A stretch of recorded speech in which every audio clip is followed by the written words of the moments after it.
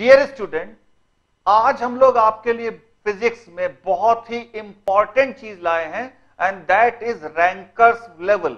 Rankers level क्यों crucial है?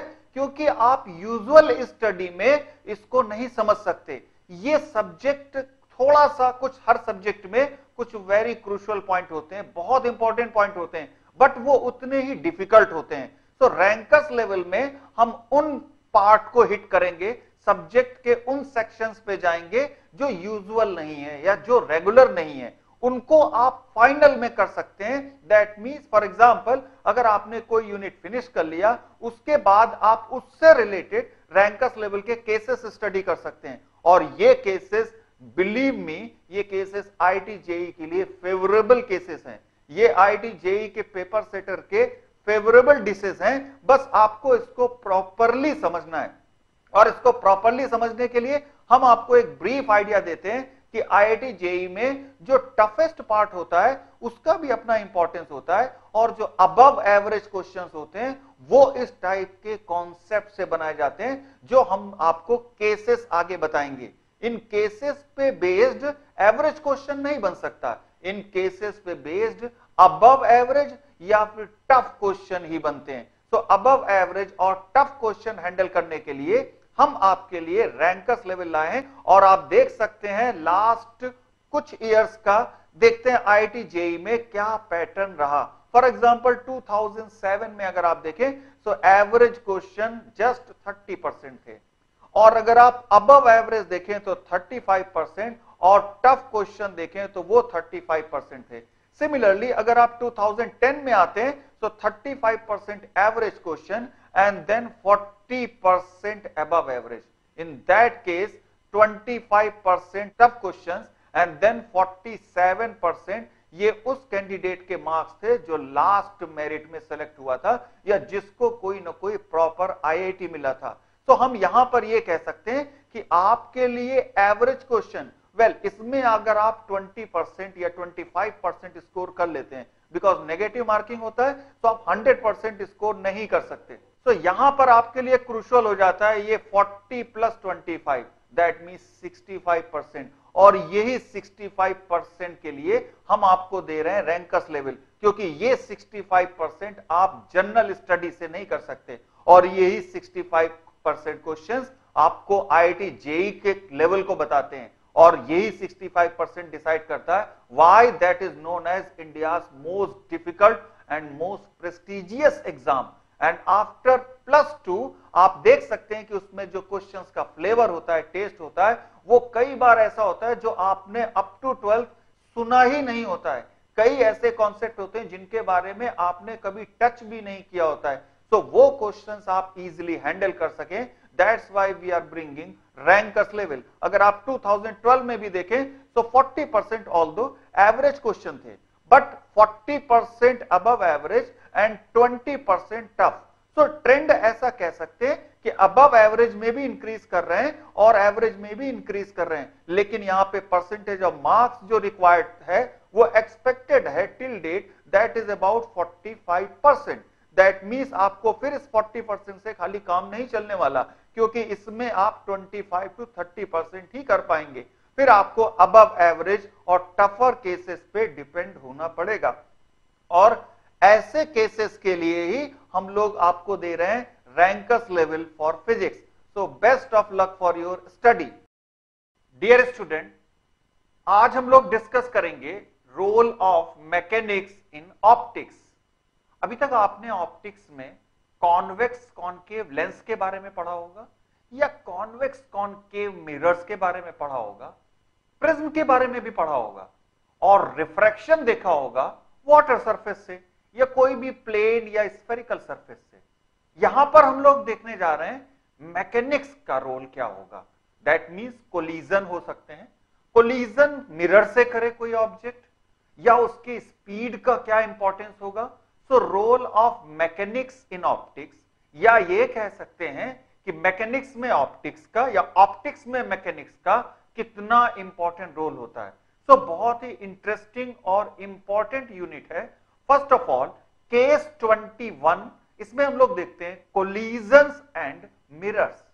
Collisions and mirrors में पहला केस यहां पर हम देखते हैं, this is given two concave mirror of equal radii. तो जैसा आप देख सकते हैं, दो कॉनकेव मिरर गिवन है इक्वल रेडियाई के, और इनका radius of curvature capital R given है, and they are fixed on a stand facing opposite directions.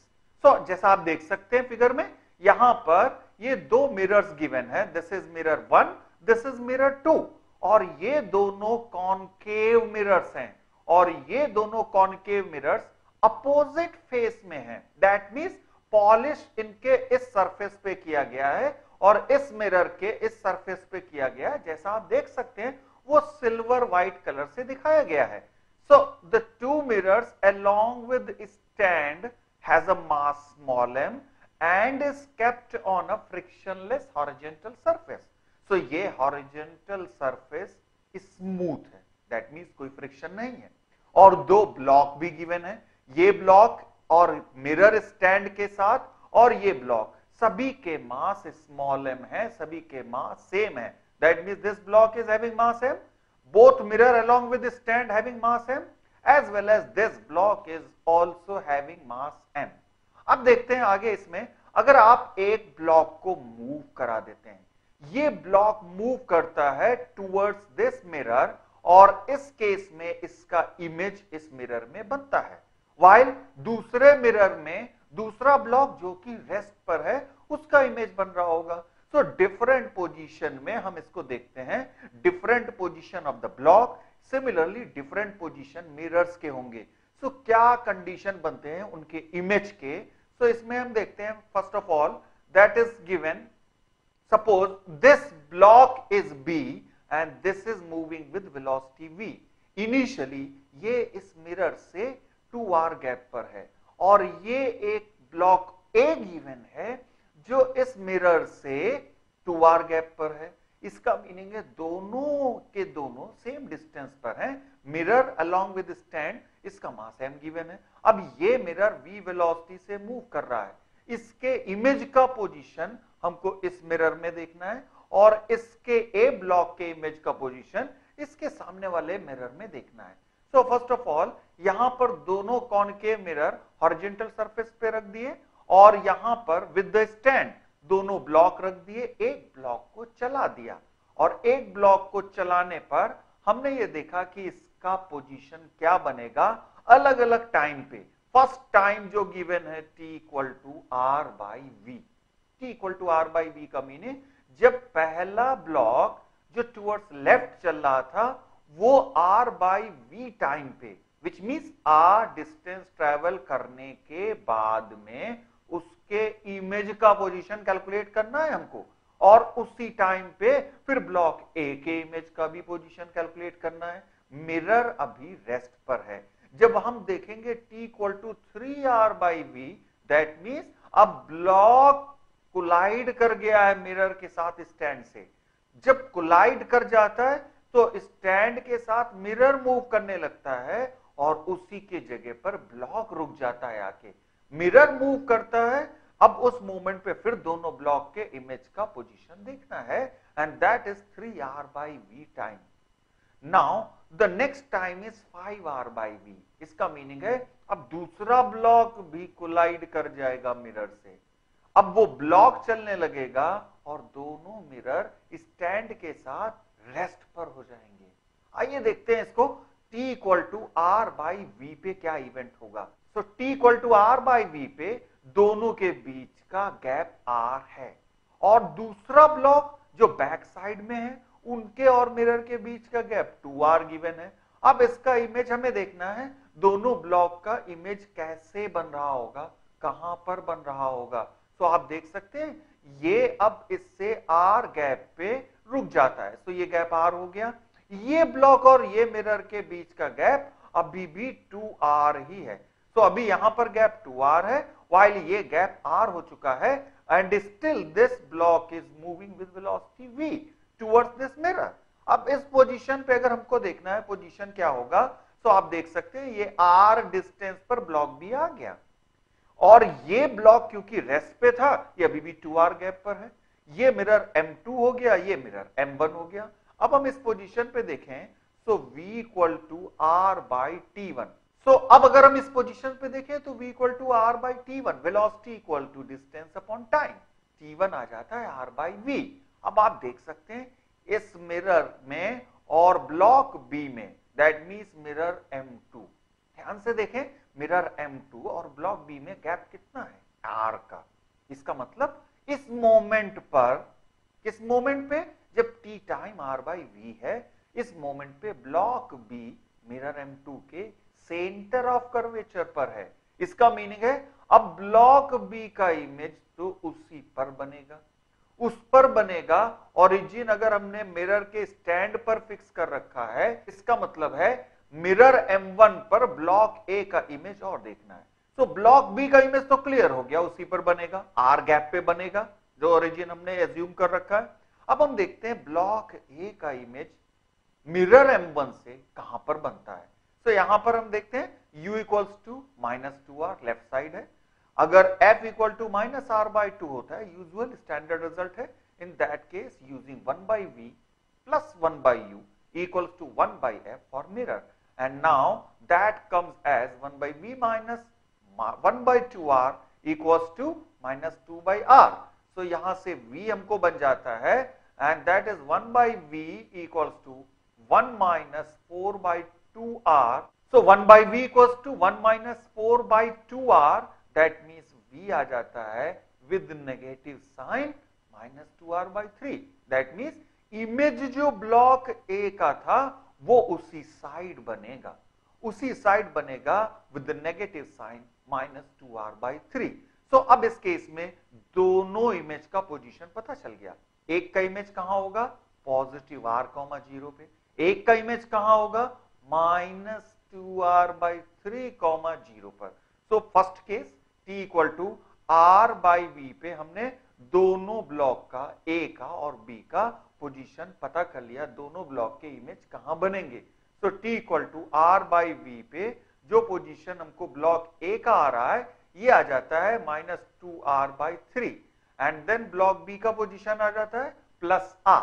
Now अब t equal to r by v पे तो ठीक है, क्लियर हो गया पोजीशन, बट रिलेटिवली देखें कि अब अगर t equal to 3r by v था, इसका मीनिंग है ब्लॉक b मिरर के साथ यहां कोलाइड कर गया। टाइम कितना बीत चुका है, टाइम बीत चुका है 2r by v, r by v time ये, r बाई v टाइम ये, और अब मिरर फर्दर मूव कर गया है r। इसका मीनिंग है ये टाइम और हो गया r बाई v। तो r बाई v ये हो गया, r बाई v हम देख सकते हैं ये हो गया, और r बाई v टाइम ये हो गया। तो t equal to 3r by v पे ये सिचुएशन बनेगी। That means block a mirror M1 से कितने गैप पे होगा, r पे होगा। अब मिरर M1 के लिए a कहां पर आ गया, सेंटर ऑफ कर्वेचर पर, और मिरर M2 के लिए ब्लॉक अब कितने गैप पे हो गया, अब ये हो गया है r गैप पे फिर से। सो आर गैप पे फिर से हो गया, इसका मीनिंग है ये फिर से उसके सेंटर ऑफ कर्वेचर पे आ गया। इसका मीनिंग है इस टाइम पे अगर हम देखेंगे कि इसका पोजीशन 3r बाई v पे, तो ब्लॉक b मिरर M2 के हिसाब से देखें तो ब्लॉक b अभी भी सेंटर ऑफ कर्वेचर पर है M2 के हिसाब से। इसका मीनिंग है b का इमेज अपने आप पर बनेगा, और ओरिजिन से वो कितना गैप पर है, ओरिजिन से उसका गैप हम देख सकते हैं -r हो सकता है। तो ओरिजिन से उसका गैप 0 हो गया है। इसका मतलब इस केस में उसका पोजीशन हम देखें तो 0,0 हो गया। अब हम आ जाते हैं ब्लॉक ए के ऊपर। ब्लॉक ए का इमेज यहां पर वो उसके सेंटर ऑफ कर्वेचर पर है, that means now that will B -2r, origin से बनेगा उसी के ऊपर, लेकिन वहां से पोजीशन हो जाएगा -2r। इसका मीनिंग है इस कंडीशन पे हम कह सकते हैं कि जो ए ब्लॉक होगा उसका इमेज बन जाएगा x इक्वल टू -2r पे, और बी ब्लॉक होगा उसका इमेज x इक्वल टू 0 पर बनेगा। ये सेकंड केस हो गया। थर्ड केस में हम जानते हैं टाइम है t equal to 5r by v। इसका मीनिंग है अब सेकंड कोलिजन भी हो गया। अब यहां पर आप देख सकते हैं कि मिरर ने जो दूसरा ब्लॉक था उस उससे भी कोलाइड कर चुका है। अगर उससे कोलाइड कर चुका है तो उसका पोजीशन अगर आप देखें यहां पर, तो अब मिरर स्टैंड के साथ रुक जाएगा। लेकिन अभी टाइम कितना हुआ है, ये time r by v, then again this is r by v, again this is r by v, and that will be of course now it is 2r by v, because mirror और इसके बीच का gap 2r हो चुका है। तो ये और फिर यहां पर r by v, तो टोटल टाइम कितना हो गया 5r by v। अब हम देखते हैं M2 के लिए ये जो ब्लॉक था B ब्लॉक, ये कितनी पोजीशन पे 2r पे। M1 के लिए ब्लॉक A का पोजीशन क्या हो गया, centre of curvature, that means ये अब R पोजीशन पे हो गया है। तो आइए देखते हैं इसको कैसे हैंडल करेंगे। T equal to 5r by v के लिए ब्लॉक A के लिए देखते हैं। तो block A centre of curvature पर है, तो इसका इमेज इस पर बनेगा और वो पॉइंट ओरिजिन से, ओरिजिन हमारा वही है जहां इनिशियल था, ओरिजिन से -3r गैप पे है। और ब्लॉक B के लिए देखें जो M2 मिरर पे बनाएगा, तो U equals to -2r, F equal to -r/2, substitute करते हैं 1/v and this is given plus 1/-2r equal to -2/r। तो यहां से v आ जाएगा -2r/3। तो मिरर से -2r/3 आया है। इसका मीनिंग है अगर आप ओरिजिन से देखेंगे तो ये आ जाएगा 2r -2r/3 and that is -4r/3। तो यहां से कोऑर्डिनेट इमेज के आ गए, a के -3r, 0 और b के -4r/3, 0। तो अब हम देखते हैं नेक्स्ट केस। नेक्स्ट केस है motion of image in glass sphere. अगर ग्लास स्फीयर है, ट्रांसपेरेंट है, उसके ऊपर या उससे नियर में कोई ऑब्जेक्ट मूव करे, उसका मोशन कैसा होगा, उसका स्पीड कैसा होगा, जनरल वैल्यूज क्या होंगी। So in this case suppose a ball is kept at a height h above a surface of a heavy transparent sphere made of a material of refractive index mu. Radius of the sphere is r. At t equal to 0, ball is dropped to the fall normally on the sphere. Find the speed of image formed as a function of time. So speed image का calculate करना है, that will be variable of course. So function of time calculate कर लेते हैं before striking the surface of a sphere. Sphere को strike ना करने पाए, दैट मींस कुछ ना कुछ हाइट पर रहे स्फीयर से। And one more thing is important, that consider only image by single refraction. जो उसका अपर सरफेस होगा सिर्फ हम उसी का रिफ्रैक्शन कंसीडर करेंगे। So in this case as you can see, यहां पर आप देख सकते हैं ये ऑब्जेक्ट है और ये यहां पर एक ट्रांसपेरेंट ग्लास है। इस ट्रांसपेरेंट ग्लास स्फीयर के ऊपर ऑब्जेक्ट है। जैसे ही हम ऑब्जेक्ट को ड्रॉप करेंगे, इसका इमेज भी मूव करेगा, ऑब्जेक्ट भी मूव करेगा। आइए देखते हैं किस टाइप से होता है। तो यहां पर आप देख सकते हैं ये ऑब्जेक्ट मूव कर रहा है, साथ ही साथ उसका इमेज भी मूव कर रहा है और किसी सर्टेन हाइट पे हमने देखना है कि इसके इमेज का स्पीड क्या होगा। उसके लिए सबसे पहले क्या देखेंगे, पोजीशन क्या होगा उस इमेज का। तो फर्स्ट ऑफ ऑल आप देख सकते हैं u इक्वल टू 0 से हमने बॉल को ड्रॉप कर दिया। किसी मोमेंट पे t टाइम पे उसका पोजीशन था half gt², because initial height उसका h था। तो जो अब उसका हाइट बच रहा है that is h minus half gt² और h माइनस h डैश। इसका रिफ्रैक्टिव इंडेक्स म्यू गिवन है, radius of curvature r given है। आइए देखते हैं पहले हम u की वैल्यू, क्योंकि अब पोजीशन ऑब्जेक्ट का यहां पर है। तो यहां से इसकी वैल्यू हो जाएगी h minus half gt²। Negative इसलिए बिकॉज अप साइड हम यहां पर नेगेटिव ले रहे हैं। और n2 refractive index, second medium, ये हमारा म्यू है जो ग्लास का है। n1 बिकॉज लाइट रेज हमारी एयर से आ रही हैं, उसको हम एयर मान लेते हैं और वहां पर n1 को 1 एज्यूम कर लेते हैं। अब सिंगल स्फेरिकल सरफेस के लिए रिजल्ट याद करिए। सिंगल स्फेरिकल सरफेस के लिए रिजल्ट क्या था, n2/v minus n1/u equals to n2 minus n1/r। तो यहां पर वैल्यू सब्स्टिट्यूट करने पे अगर आप u की वैल्यू सब्स्टिट्यूट कर दें तो यहां पर आपको मिल जाता है μ/v equal to mu minus 1/R -1/h-12gt²। और इसको अगर आप सिंप्लीफाई करेंगे, अब यहां से हम v बाई म्यू की वैल्यू देखें तो v by mu, that means reverse कर देंगे बोथ साइड को, तो v बाई म्यू आ जाता है r in bracket h-12gt² and this all upon in one bracket mu minus 1, other bracket h-12gt² and then minus of r. So यहां से v by mu की value आ गई, so यहां से v भी पता चल गया, but remember it, v is not a speed, v है position of image, और position of image मिल जाता है mu r ब्रैकेट में h-12gt², all upon mu minus 1 in one bracket, in other bracket h-12gt² minus r.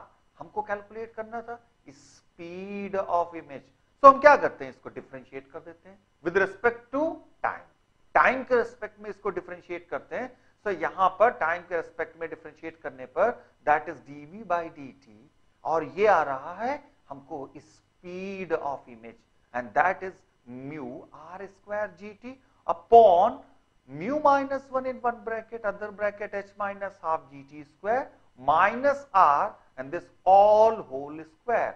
So this is the speed of image. Now, in other case, we are discussing about mutual image. Mutual image means यहां पर कोई भी दो observer हो सकते हैं, कोई भी दो ऑब्जर्वर एक दूसरे का इमेज देखेंगे, वो इमेज रिफ्रैक्शन से हो सकता है, वो इमेज रिफ्लेक्शन से हो सकता है, या फिर दोनों एक साथ आकर कर सकते हैं। यहां पर हम लोग देखने जा रहे हैं, suppose bottom of a pot show in figure is a reflecting plane mirror, S is a small fish while T is a bird. So S is a small fish while T is a bird.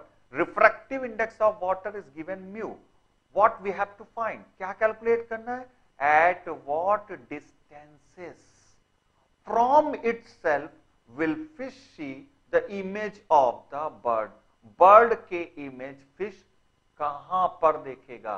कहां पर देखेगा? Distances है, इसका meaning है एक image दिखाई देगा due to refraction, क्योंकि पॉट में वाटर फिल्ड है, और एक इमेज दिखाई देगा due to reflection because bottom pot का प्लेन मिरर है।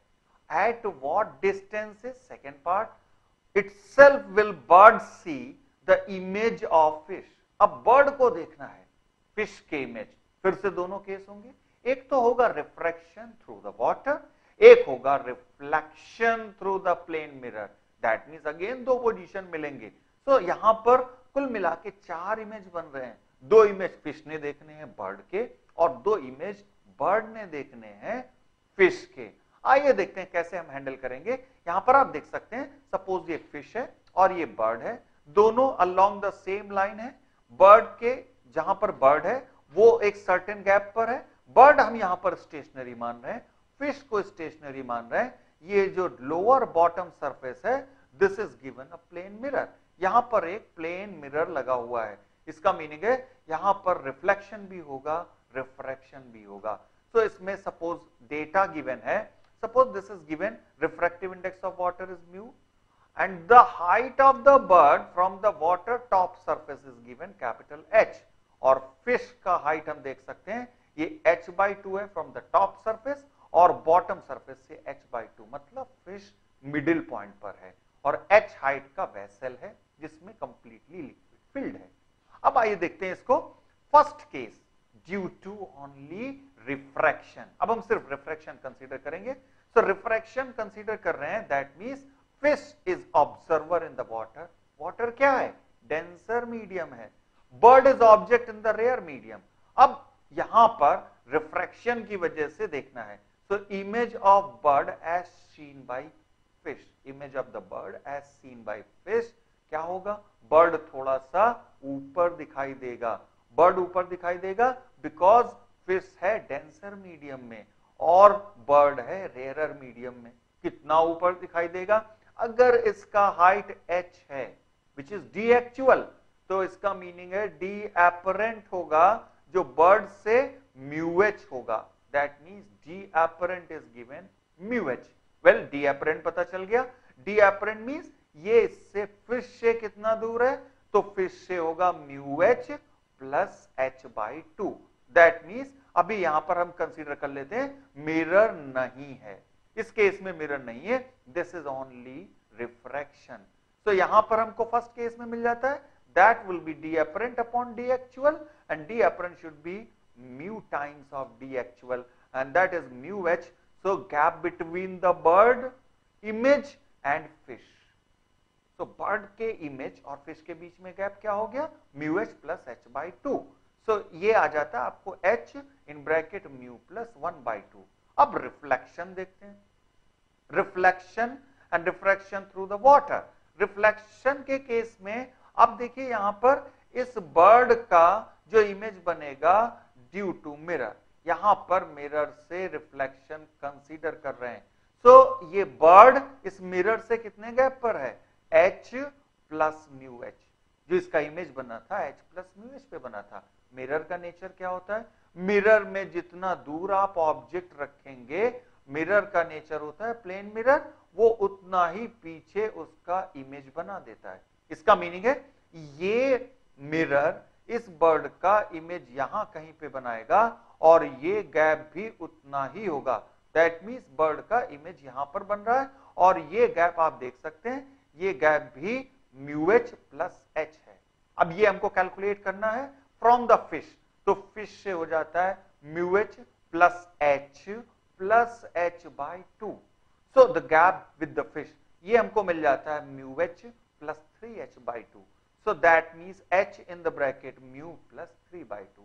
तो दो इमेज हमने देख लिए जो फिश ने देखे हैं बर्ड के, एक रिफ्रैक्शन की वजह से, एक प्लेन मिरर की वजह से, और दोनों डिफरेंट पोजीशन पे होंगे, नो डाउट। तो अब फिश ने देख लिए दोनों इमेज बर्ड के, अब बर्ड देखेगा दोनों इमेज फिश के।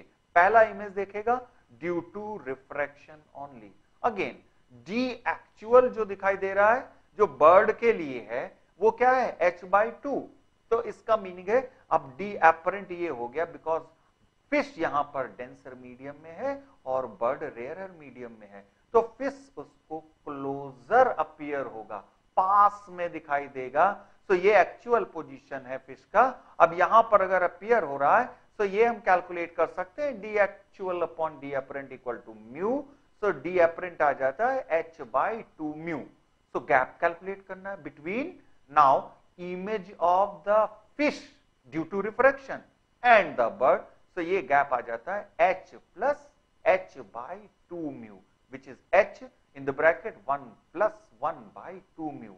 अब रिफ्लेक्शन देखते हैं, मिरर का रिफ्लेक्शन और through the water. So reflection में अब बर्ड को देखना है फिश का इमेज, यहां पर देखेंगे ये गैप h है, this is h by to, this is again h by to. और अब फिश का जो नेचर होगा, यहां पर इमेज इसका दिखाई दे रहा था h बाई टू पे। इसका मीनिंग है यहां से आ जाता है D actual 3h by two and that means D apparent is 3h by two mu. बिल्कुल प्रीवियस केस की तरह कर सकते हैं, गैप आ जाता है 3h by two mu plus h which means h in the bracket 1 plus 3/2 mu. So this is the position and now this is the end of role of mechanics in optics.